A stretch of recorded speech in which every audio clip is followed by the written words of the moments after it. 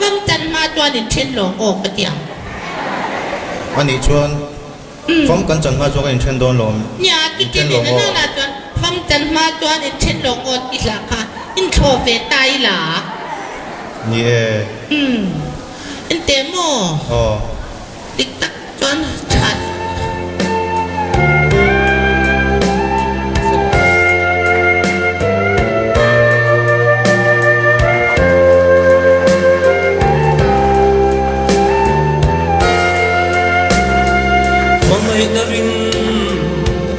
parte itan karon lane idon nge chikim ten zain min filvero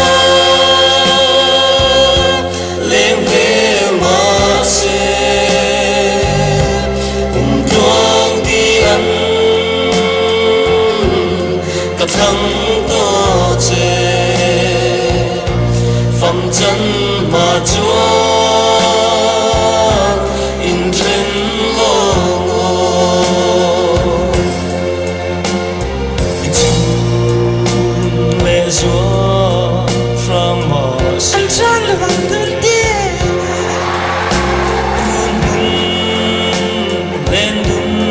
Ghiền Mì Gõ để không bỏ lỡ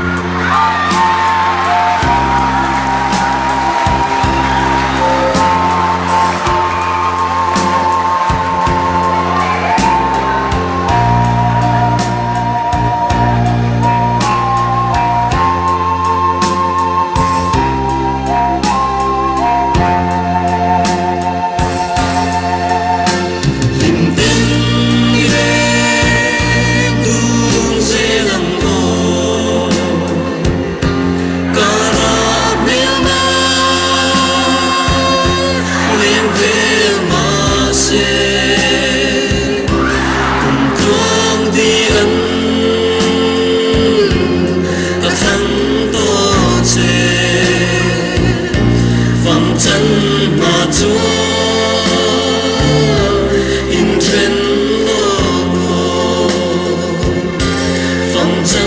那尊，阴天了的，阴天了的，风筝握着。